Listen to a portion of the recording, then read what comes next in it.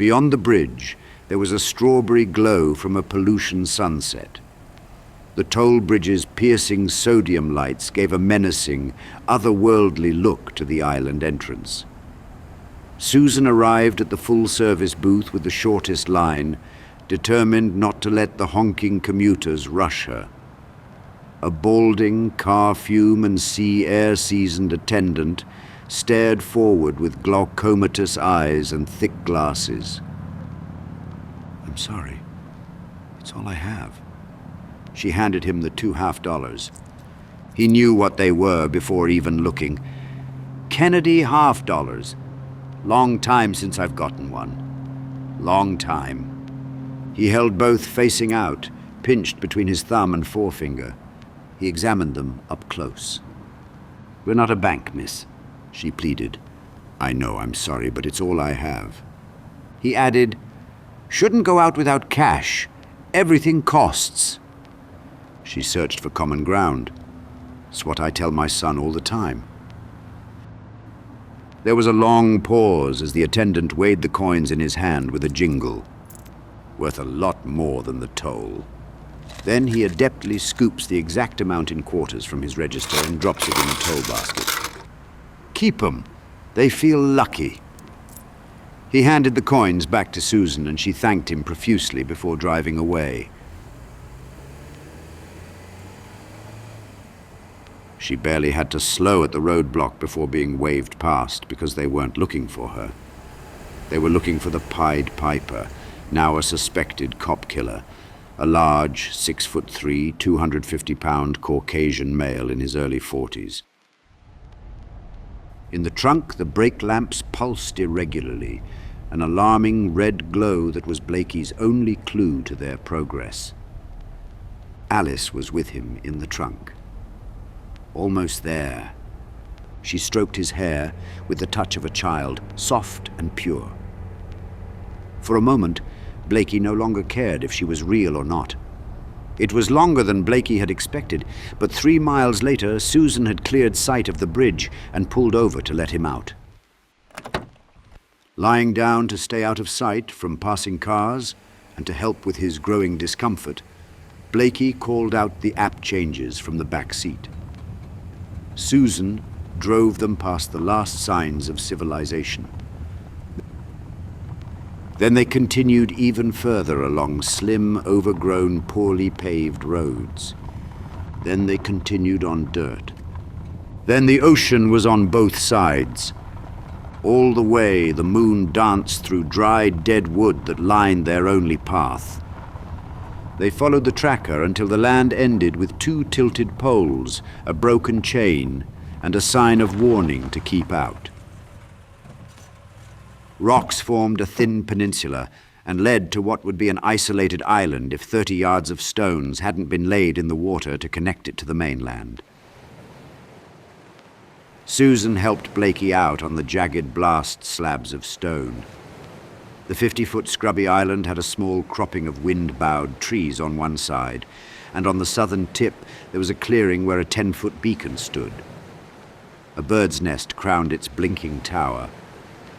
At the absolute edge of the island was a utility shack hardly big enough to stand up in. Surrounding the beacon and shack were the 2 skeletal vestiges of a chain-link fence. Susan checked the phone, pivoting to see if anything changed with her direction. Blakey pointed the keychain flashlight around and found the edges of the island. Susan called out, "It says they're a mile ahead, northeast, 1 mile." She looked at the phone and pointed past the shack to the vast ocean with an exasperated snap of her arm. "That's not even north, it's south." She spun around. "And that's north." Looking first out to the moonlight, reflecting off the black expanse of water, Susan desperately traced the edges of the island. 1 mile northeast, 1 mile northeast. Blakey watched Susan lose it again. She marched the edge back and forth. The readings remained the same. "Still 1 mile northeast. What are we going to do?" Blakey didn't know, but felt this was the end. She would have to continue alone. And that does not seem disagreeable to him because he had nothing left. He thought, I'm just backwash now, and that's the worst part. He would have given anything to find Alice, but now what he desired most was to close his eyes. A dead end was what he had always expected deep down. Much of him knew he wouldn't see her again. Now that he was here, it all seemed so obvious to him, so he chuckled and then winced because it hurt to even laugh. He mused. Hope can blind anyone, sometimes literally. Now completely blind in his left eye, that side of his face had also become paralyzed. He raised fingers to touch that side of his face and didn't like what he felt.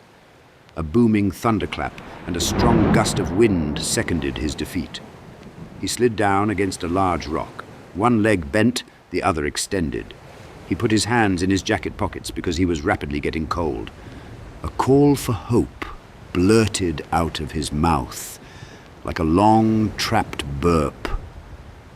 They'll show up.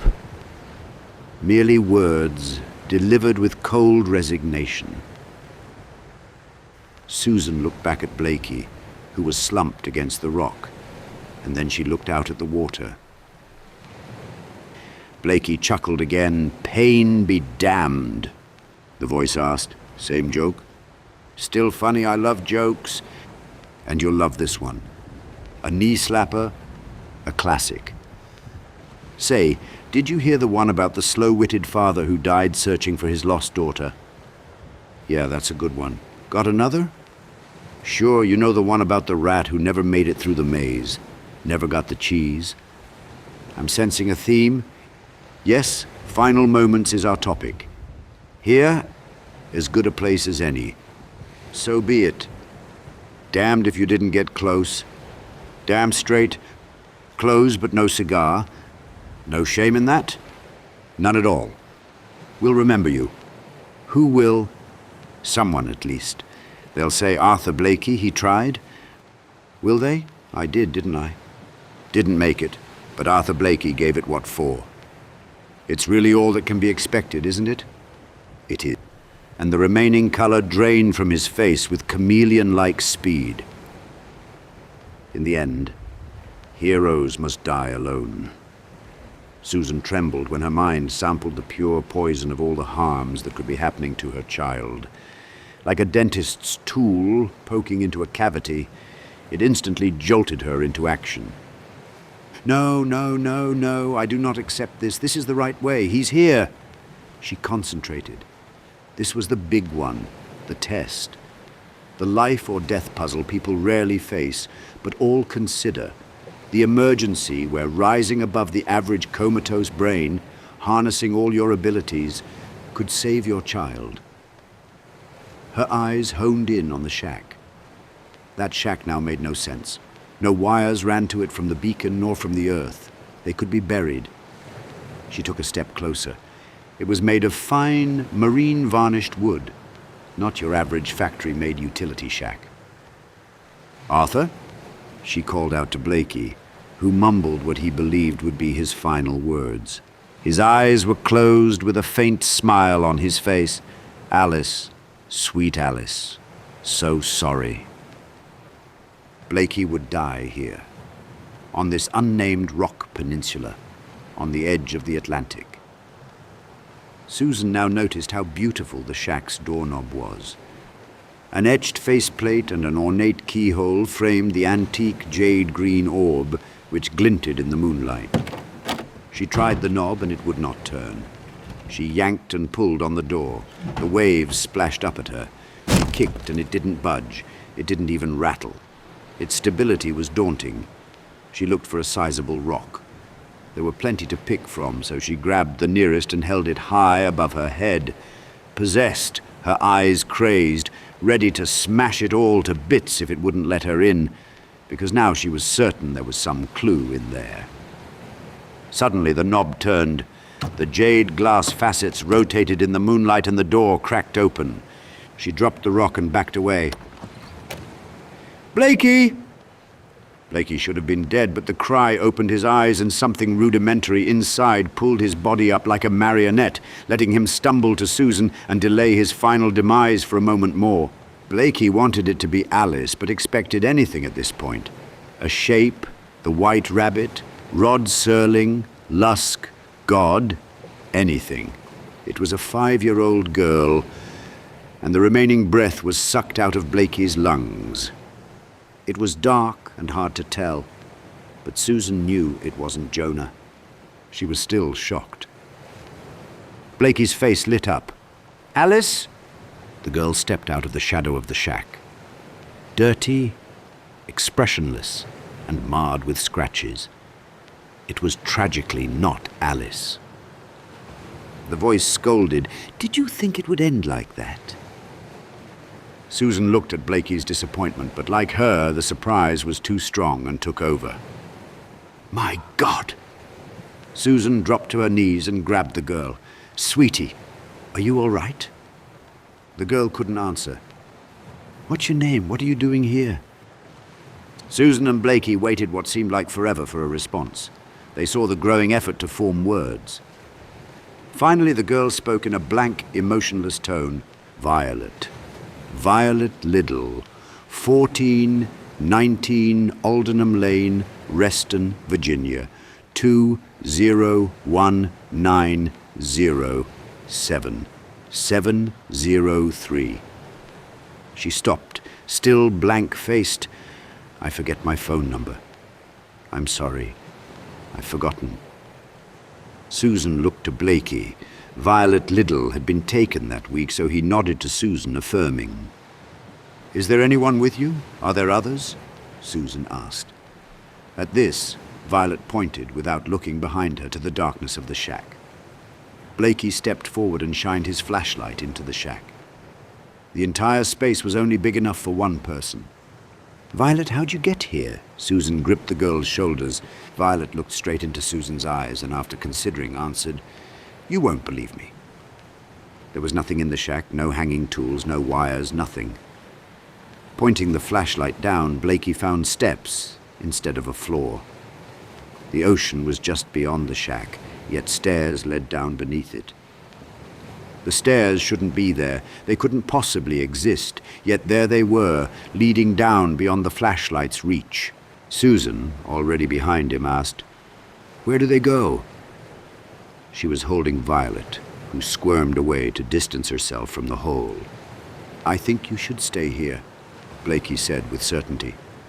Susan looked at the little girl, worried and looking around like a wounded animal. She knew she needed to stay with the child. "You'll get him back?" "I'll get him back," Blakey assured her.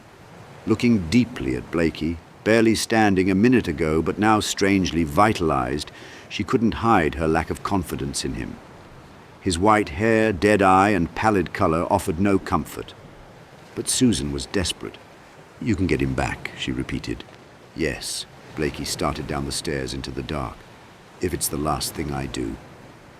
And it just might be. Susan watched Blakey disappear as if into a magician's crate. The flashlight beam was swallowed at once, and the shack became a black hole again. Susan instantly regretted being left behind, realizing it was getting very cold. She huddled with Violet, who still stared off into nothingness. It didn't even occur to Susan to leave with the child, to return someone's lost daughter. She would wait for Jonah.